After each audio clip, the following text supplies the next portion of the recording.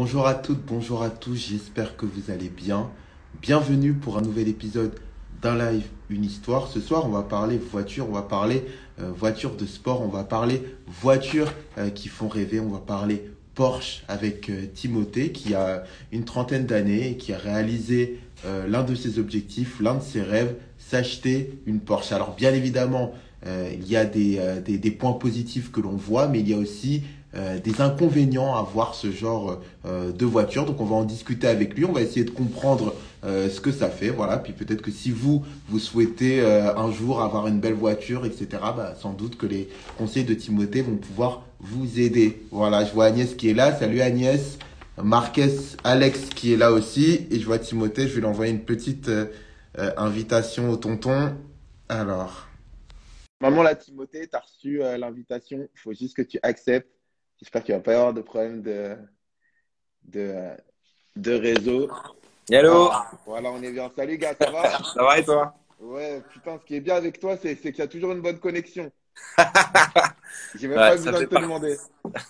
C'est ça. On est sur le Wi-Fi, quoi. Ok, comment ça va? Ça va et toi? Bah écoute, tranquillement, tranquillement. Merci d'avoir accepté l'interview. Ça me fait Avec bizarre joie, avec d'en joie. faire une avec toi, mais ça me fait plaisir, d'autant qu'on va parler d'un sujet qui, toi, te touche C'est ça, particulièrement, les voitures. exactement. Voilà. Alors, ma première question, qu'est-ce que ça fait d'avoir une Porsche? C'était un rêve de gosse pour moi, donc et puis qui plus est ce modèle-là, j'ai toujours rêvé d'avoir cette voiture-là. Puis je suis passionné depuis que je suis gamin, donc ça a joué et c'est quelque chose que j'ai qui était un de mes objectifs, comme tu l'as dit un petit peu avant de m'avoir. Et ça fait plaisir, quoi. C'est pas pour être vu, mais c'est pour se faire plaisir, quoi. C'est tout simplement ça. C'est exceptionnel comme voiture. Il faut la conduire pour comprendre. C'est Hmm. dur de trouver des mots et de mettre des mots sur ces sensations-là, que ce soit l'accélération, le design, l'histoire de la voiture. Voilà, il y a plein de choses qui tournent autour de ça. Mais sans rentrer dans l'aspect mécanique plus d'un point de vue émotion, qu'est-ce que ça fait d'avoir une Porsche? Qu'est-ce que ça fait d'avoir le volant, d'avoir le petit insigne? Qu'est-ce que ça fait d'avancer vers la voiture, voir les petits phares ronds et se dire, ouais, et faire le petit tac-tac et je m'assois à l'intérieur? Ça fait quoi ça? C'est beaucoup d'émotions, ouais, c'est clair. C'est que comme je te dis, c'est un objectif, donc ça m'a permis quand tu rentres dans cette voiture d'avoir des sensations que j'avais jamais eues avant. C'est quand tu accélères, c'est Space Fontaine. C'est quand tu es à l'intérieur, c'est une voiture qui est très belle, qui est plutôt rare aussi, puisqu'il y a eu que enfin, du moins ce 7911 de 90, il y a eu que 15 000 exemplaires en cabriolet. Donc ouais, non, c'est une satisfaction aussi de se dire que voilà, j'ai réussi à me payer ça. Alors bien sûr, je l'ai acheté en commun avec mon père parce qu'on achète nos voitures, enfin notre voiture de collection en général tous les deux. C'est un plaisir à Hmm. partager avec son père. Donc voilà, ouais, non, c'est de la fierté un petit peu aussi. D'accord. Et pour ceux qui connaissent pas, quel modèle tu as? Alors moi j'ai une 911 type 964 et pour expliquer aux gens, Porsche sort la 911 dans les années 60, 70, Mhm. plutôt 60 et sort la première 911 et décline en fait des noms pour ces voitures comme 901, 993, 996 qui stipulent en fait les types de 911 ou du moins les modèles et les années quoi de sortie de ces véhicules là quoi. D'accord. Donc, je précise que toi, tu as une décapotable. Alors, c'est un cabriolet que j'ai, ouais. Et mon modèle est de 90. Ok, Donc voilà. d'accord. Et ça a été un modèle qui a été produit sur 4-5 ans, alors qu'habituellement, les 911 sont produits sur le même modèle, la même carrosserie, plutôt sur 8 ou 7 ans. Donc, Hmm. c'est pas un modèle qui a eu c'est pas un franc succès, mais ils ont très vite changé de 911, passé à autre chose. Euh, D'accord. c'est c'est, euh, c'est tant mieux pour nous, parce que c'est quelque chose qui prend de la valeur plus si t'as moins d'exemplaires, quoi. Ok. Et pourquoi avoir choisi une Porsche et pas une Bah, autre parce que marque? c'est ma marque préférée depuis que je suis gosse, tout simplement. Et puis, non, mais avant, j'ai eu une vieille Triumph Spitfire de 68, qui est une voiture anglaise, qui était très jolie, hein. C'était le charme à l'anglaise, quoi. Ça faisait Hmm. un peu James Bond, c'était assez marrant comme voiture. mais très capricieuse. Et les Anglaises sont toujours capricieuses, elles tombent en panne très souvent. Donc voilà. Après la 911, depuis que j'étais gamin, j'avais des voitures en miniature. J'ai toujours aimé les Porsche, quoi. C'est toujours le design. Ce design est intemporel, quoi. Une 911, on sait que c'est une Porsche, quoi, parce qu'on voit une Porsche. Tu sais pas que c'est une Aston Martin quand tu vois une Aston Martin. Parfois, tu reconnais pas une Ferrari. Pas toujours, sauf si elle est rouge. Mais si je te montre une Ferrari noire, tu sauras pas me dire si c'est une Ferrari ou pas. Alors qu'une Porsche, tu sais toujours que c'est une Porsche. Puis Ok. voilà. Ok. Alors, je te vois parfois aller à des, enfin, via des photos, aller à des rassemblements, à voir ce genre de voiture. Est-ce que c'est faire partie d'un groupe, d'une caste? Alors, j'ai pas envie de dire famille, parce que famille, tout de suite, voilà. Mais est-ce qu'il y a un côté, voilà, on se retrouve entre propriétaires de, oui, Ouais, un truc comme ça. Bah, ce qui est bien, c'est que tu as de l'échange, en fait, déjà avec les gens. Mhm. Tu as des anecdotes que tu ne peux pas savoir qu'on te raconte. C'est Mhm. important pour la suite parce que, bah, du coup, on va t'apprendre quelque chose sur ton modèle de voiture que tu ne savais pas. Donc, ça, Mhm. d'abord, c'est un échange et c'est des passionnés. Donc, c'est une petite communauté. On voit souvent les mêmes gens. Moi, je vais souvent place Vauban le dimanche matin. Ça se passe Mhm. souvent de 9h jusqu'à midi et tu as des voitures extraordinaires et tu vois souvent les mêmes gens. C'est un petit monde aussi, mais Mhm. voilà, c'est le rendez-vous des passionnés. Partout dans les grandes villes ou autres endroits, tu as toujours des rassemblements le premier dimanche du mois. Tu vois, ça, c'est Mhm. traditionnel chez les collectionneurs de voitures. Trouver une place de parking, un endroit où tu peux te caler, tu as plein de gens qui te rejoignent, quoi. Mais c'est de l'échange D'accord. et puis voilà, c'est de la passion automobile. Ok, d'accord. Salut, lire, comprendre et agir. J'ai vu une dame là qui t'a fait un petit coucou là, Doris. Doris, ouais. Voilà. Salut Dodo. Et ouais, mais du coup, donc il y a quand même un côté, un côté communautaire. C'est-à-dire que le Alors c'est fait très d'avoir communautaire, ouais. le fait d'avoir une voiture qui sort du lot, ça permet aussi de faire des nouvelles connaissances, etc. Ouais, et puis peut-être aussi d'acquérir une autre voiture à l'avenir. Si tu par le biais de quelqu'un qui dit, voilà, moi je vends cette voiture, et puis tu cherchais ce modèle, ça tombait bien. Tu sais que tu vas avoir affaire à quelqu'un qui en a pris soin aussi. Parce qu'il y Hmm, a ça aussi, il faut prendre soin de la voiture que tu as. hmm, Il y a tout un processus. Il faut régulièrement la laver, la faire vérifier mécaniquement. T'as plein de choses qui font que, au final, tu peux te retrouver avec des gens qui t'apprennent des choses et puis te retrouver du jour au lendemain avec la voiture du mec avec qui tu venais de discuter il y a une semaine, etc., quoi. Donc c'est ça aussi qui est drôle, quoi. d'accord. Et pourquoi avoir choisi une ancienne plutôt qu'une récente? Parce que dans l'ancienne, les véhicules sont pas aseptisés. C'est-à-dire que moi, travaillant dans l'automobile, donc je conduis quand même chez Mercedes des AMG, des voitures qui sont très puissantes. Tu appuies sur un bouton, tu es dans une voiture de sport, tu appuies dans un autre, tu es dans un véhicule qui est confortable, qui est un Hmm, véhicule que tu peux utiliser tous les jours. Donc c'est très bien, ça a son avantage. Mais t'as pas d'âme, je trouve, dans ces véhicules-là. C'est-à-dire que t'as pas, par exemple, dans la mienne, dans la Porsche, tu as quelque chose qui fait que quand tu accélères, t'as pas vraiment le droit à l'erreur si d'un coup tu dérapes.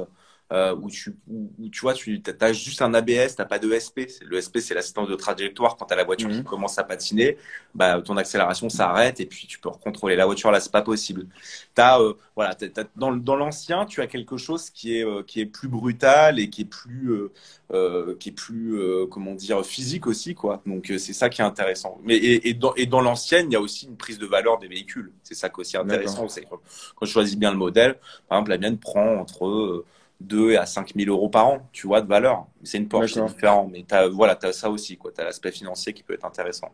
D'accord. Donc, à budget égal, si je t'avais proposé une Porsche actuelle, enfin, je sais pas quel est l'équivalent de ton modèle et Bah l'ancienne, t'aurais pris J'aurais pris l'ancienne. l'ancienne, ouais. Bah, Ok. j'ai eu le choix d'ailleurs, hein, parce que en fait, le prix de la mienne, quand tu l'achètes, quand je l'ai acheté quand on l'a acheté il y a 3 ans, c'était le même prix sur les nouvelles. Enfin, les nouvelles des véhicules récents des années 2000, si tu veux, quoi. D'accord. Début 2010. Donc, des véhicules qui étaient des véhicules modernes, hein, clairement. D'accord.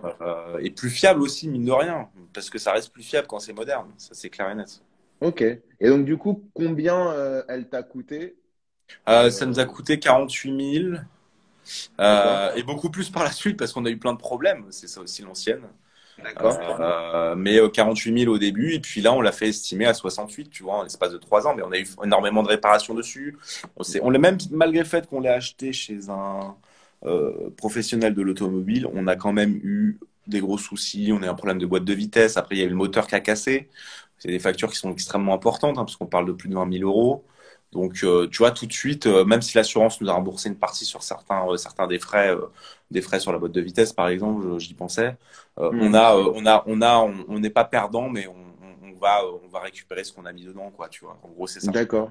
Mais du Et, coup, ces problèmes de fiabilité, est-ce que, quoi qu'il arrive, si on achète une Porsche de cette année-là, nous, on en rencontre? Ou non, alors, nous, eux, c'est je parce pense qu'on que… s'est, ouais, non, je pense qu'on s'est vraiment fait avoir. Alors, ce qu'il faut comprendre aussi, c'est que chez les Porschistes, tu as une envie d'acheter un véhicule qui est extrêmement fiable à chaque fois.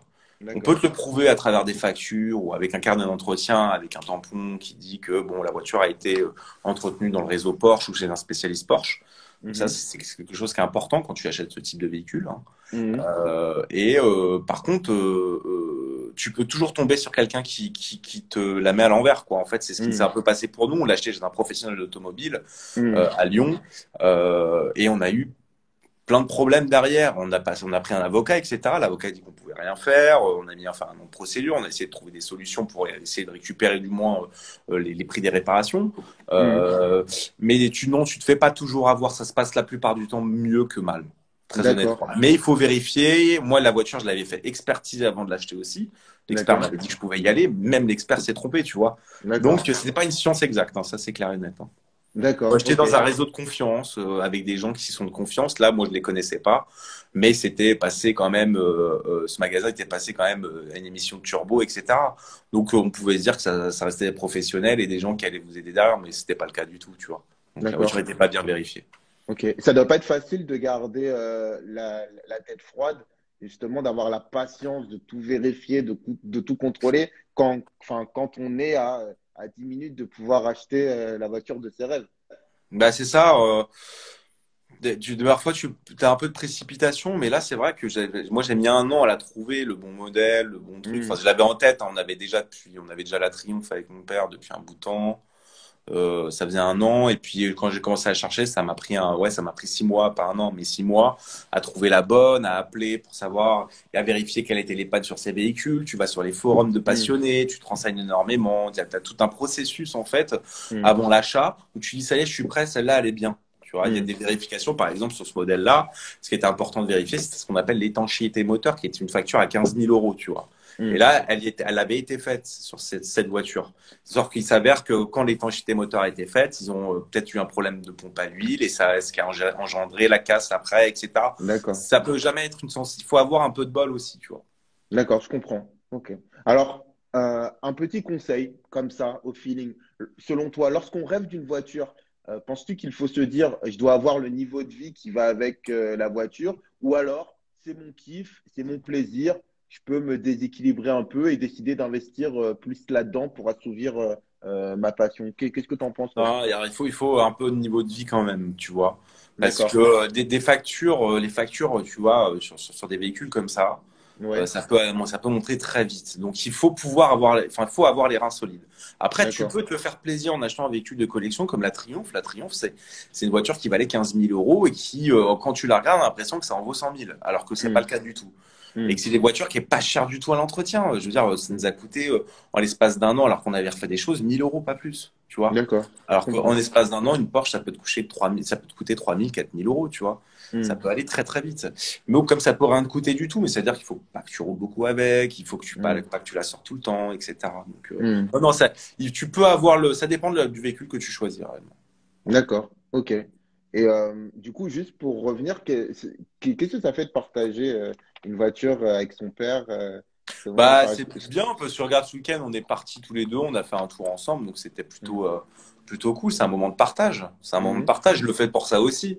Alors, il Mhm. a eu beaucoup moins que moi, il rigolerait, je pense, s'il m'entendait, mais il a eu beaucoup moins que moi, et il faut que il faut que je le ramène un de ces quatre, parce que c'est très dur à laisser, parce que c'est passionnant à conduire, et puis c'est très amusant.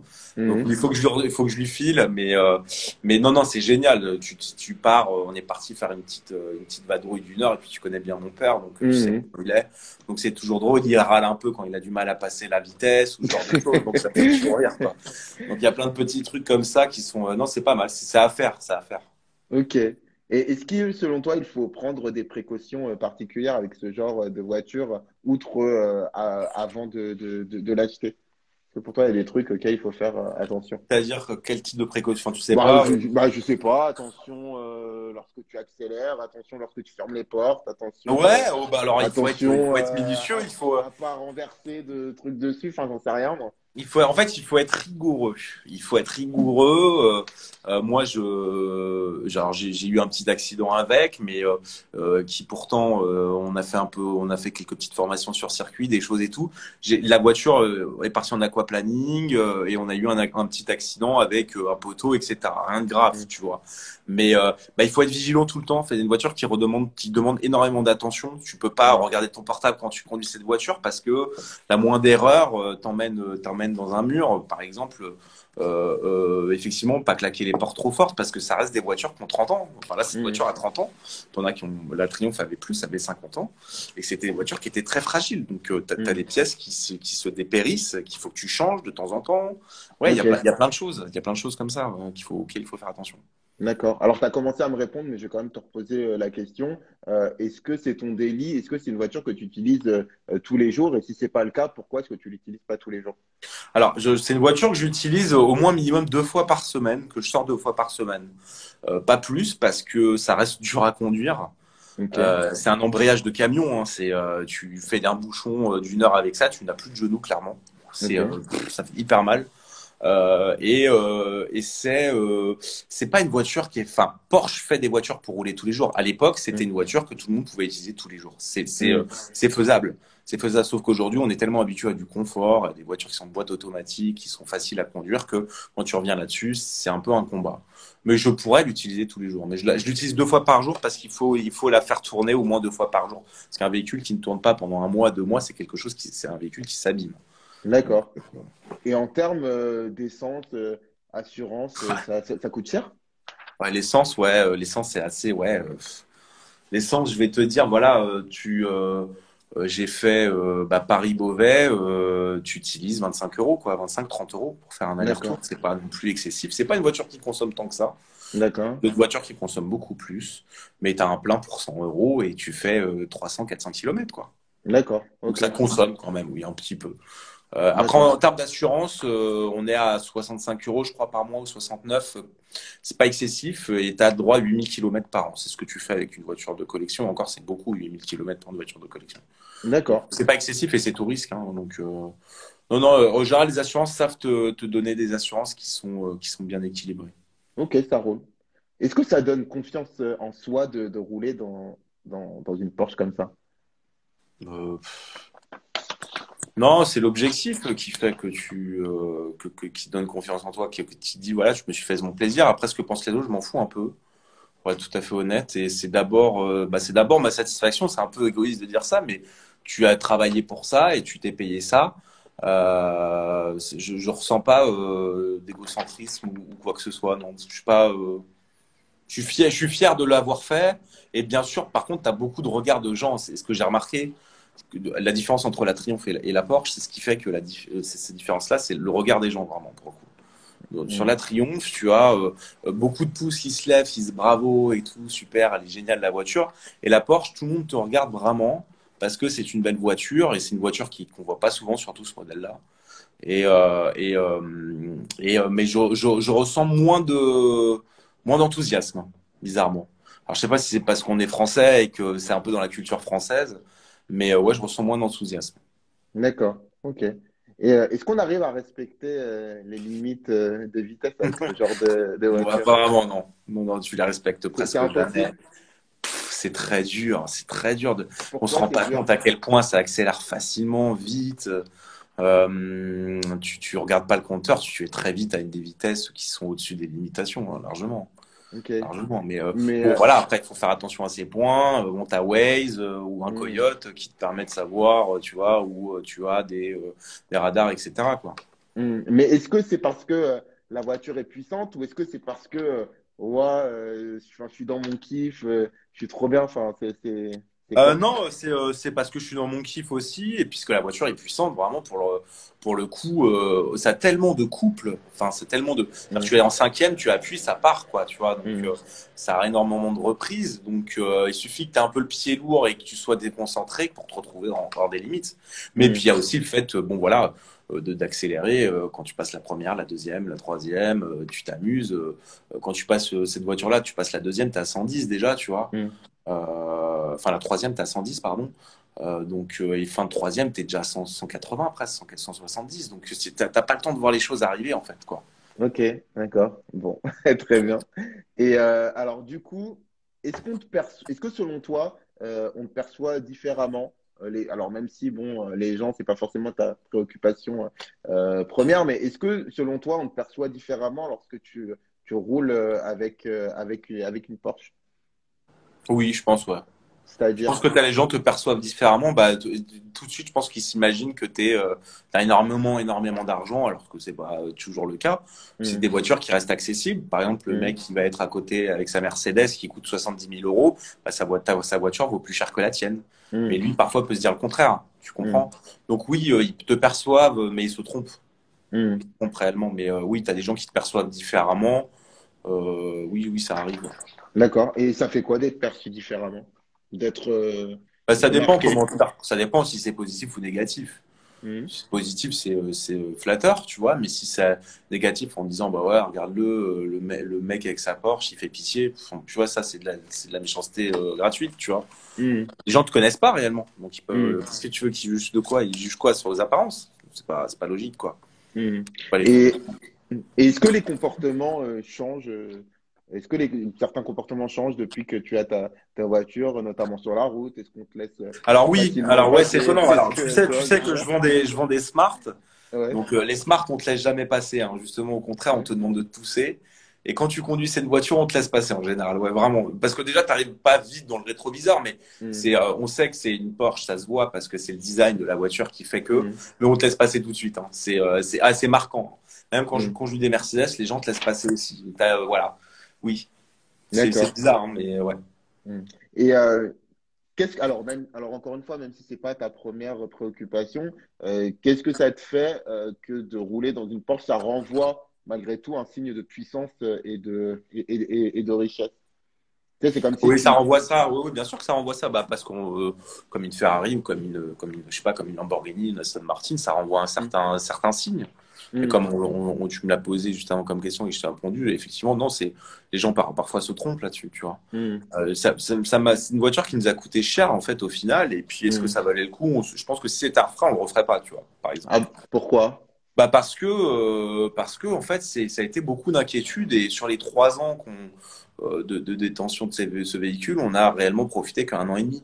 Le reste du D'accord. temps, elle était au garage, tu vois. Donc, ça a été aussi des sources de conflits avec mon père, ce genre de choses. Donc, si c'était à refaire, non, je ne referais pas. Ça, c'est sûr et certain. Par contre, c'est un réel plaisir.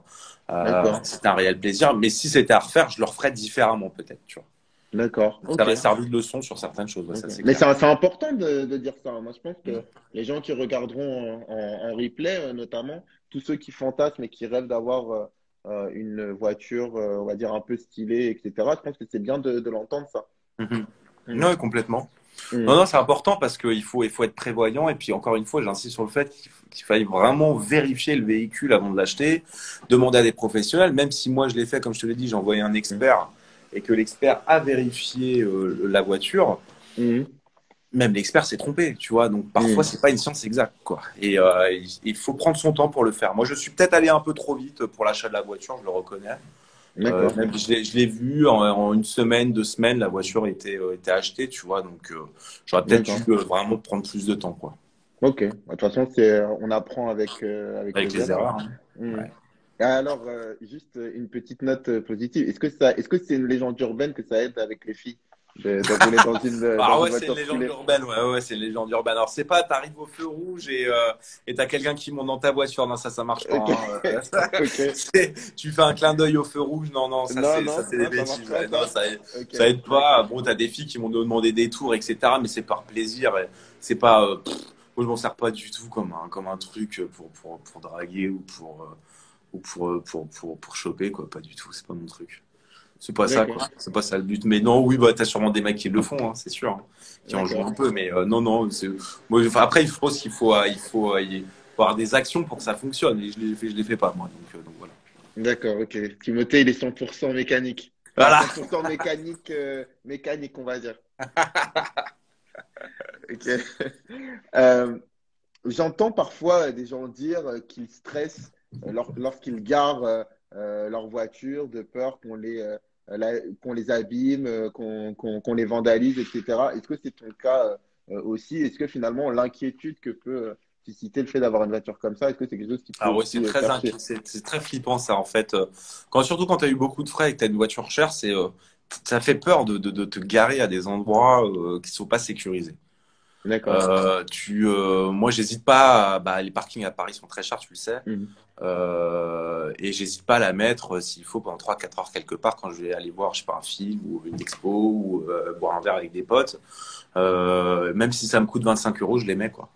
Parce que D'accord. un mec qui va, tu vois, je le vois très bien avec les Smart, hein, par exemple, tu vas garer la voiture dehors, on va t'abîmer ton pare-choc au bout de 2 jours, tu vois, alors que tu t'étais bien garé, que tu étais loin de la personne, etc. Mais quelqu'un va s'en foutre complètement de t'arracher le pare-choc en sortant, parce qu'il s'en fiche, sa voiture est déjà défoncée, donc il s'en fiche des autres. Ça, c'est très français. En Allemagne, par exemple, ça se passe pas comme ça. En Allemagne, tu touches le pare-choc d'une voiture, on te laisse un petit mot et on te dit qu'on va te le rembourser. C'est dans la culture Mhm. française, ça. Donc oui, ça, c'est très chiant. T'es obligé de la garer à des endroits très sécurisés, même de la filer à un voiturier s'il faut des fois, etc. pour être sûr qu'il n'y ait pas de problème. D'accord. Ah ouais, donc c'est quand même une prise de tête.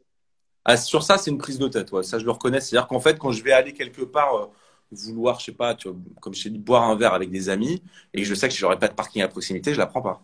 Ok, Je la ça prends pas, marche. bah non, je la prends pas parce que si j'ai une rayure, etc., ou quelque chose et que ça doit être une voiture qui est quand même relativement propre, quand je te dis une rayure, je te parle d'un pare-choc vraiment abîmé, pas d'une Mhm. micro-rayure. Ça va te coûter tout de suite 400, 500 euros, quoi. D'accord. Et ça t'est déjà arrivé que de la garer et qu'on te la Bah oui, vandalise? bah ça m'est arrivé il y a quand on venait de la récupérer de la peinture en plus justement. Bah, un mois après, t'as un mec qui m'a quand elle était garée dehors. En plus, j'ai juste cherché des clopes. T'as un motard qui est passé qui m'a abîmé le pare-choc. D'accord, Simplement. Et puis les mecs s'en foutent, tu vois. Donc ils s'arrêtent d'accord. pas. Ah, oui, j'aurais pas cru. Ouais. Ok. Mais écoute, C'est assez chiant ça, ouais. d'accord. Écoute, j'ai une dernière question. Mhm. La voiture de tes rêves, là, maintenant, dans le futur, serait quoi la voiture ultime? Euh, ouais, je dirais, ce serait toujours une Porsche d'ailleurs. C'est ça qui est dingue. Ok. Ouais, j'en aurais plusieurs. C'est très dur à savoir quand tu fais des voitures. Avec budget infini, voilà, À tu budget peux dire. infini. Ouais, Ah ouais, bah non, non, j'achète une on se fait Ferrari plaisir. 250 GTO, c'est une voiture à 30 millions. Non, non, en vrai, la vraie voiture qui me ferait plaisir, ça serait celle de James Dean. Il en a eu deux. Il a eu une 356 Speedster, donc qui est Porsche aussi, qui était une voiture avec Ok, laquelle il faisait des courses à Los Angeles, qui est ok, une voiture absolument somptueuse, qui a été faite pour le marché américain, qui vaut aujourd'hui, ça vaut 300, 400, 500 000 euros. Et tu as la 550 Spider, dans laquelle il s'est tué justement, ok, qui était une voiture de course, en fait, qui était un speedster, mais de course, très léger, qui faisait 600, 700 kilos, qui était hallucinante. Et c'est une voiture qui vaut 3 millions maintenant, tu vois. ah Donc ouais, ça d'accord, serait, bah ouais, parce qu'il y en a peut-être 60. ok, Donc ça serait mon rêve, ouais. ok, Voiture de ça roule. Mais écoute, est-ce que tu un dernier mot, un dernier conseil à donner éventuellement Ouais, le conseil, ce serait de dire vraiment vérifier la voiture. N'hésitez pas à faire appel à un expert, mais un expert dans l'ancienne, avant d'acheter un véhicule de plaisir. Et puis surtout, il ne faut pas hésiter à demander les papiers, la carte grise, les factures, surtout la carte grise, d'appeler des spécialistes, savoir s'ils connaissent ce véhicule, qu'est-ce qu'il faut vérifier, aller sur les forums. Il ne faut pas se lancer comme ça, quoi. D'accord. Donc, Voilà. ne pas te laisser enflammer par la Ouais, beauté et ouais. Et puis l'esthétique du surtout, véhicule. et puis par l'excitation de l'achat, quoi, et de se dire je la veux vite. En fait, c'est ça parfois l'erreur. C'est ça qui peut te mettre dans le trou. Ouais. Ok. Bah écoute, merci beaucoup, De Timothée. rien. J'espère qu'on aura l'occasion de se voir bientôt, Ouais, parce que un de ça fait ces longtemps. quatre. Voilà, et puis On ira bah, faire un petit tour. ouais, bah écoute, volontiers. En tout cas, vraiment merci d'avoir Je t'en partagé prie, pas de tout problème. ça. Avec Merci pour plaisir. ta confiance. voilà, bonne soirée, repose-toi bien. Et Merci puis, à toi aussi. ben, merci à ceux qui sont passés et merci à ceux qui verront ce live en replay, parce que la plupart regardent en replay. Donc voilà, on se donne rendez-vous la semaine prochaine. Si vous voulez aller suivre Timothée, ben, n'hésitez pas à le suivre sur Instagram. C'est quoi? C'est Timothée Et June? Timothée, du bas, June, voilà. Voilà. Et puis si vous voulez vous acheter une Porsche, vous pouvez également aussi lui. Enfin, une Ouais, vous Smart pouvez me plutôt. demander. Voilà. Mais n'importe quelle voiture, je vous en trouve une. Il n'y a pas de Voilà, problème. voilà. Donc, si jamais vous voulez une voiture, vous pouvez aller voir Tonton Timothée. Voilà, bah, écoutez, Ça marche. merci en tout cas à toutes et tous d'avoir suivi un live d'une Merci histoire. encore. Vous pouvez également Merci vous à abonner toi. si le cœur vous en dit. Et puis, on se dit à la semaine prochaine. Ça Salut roule, mon à gars. bientôt. Ciao.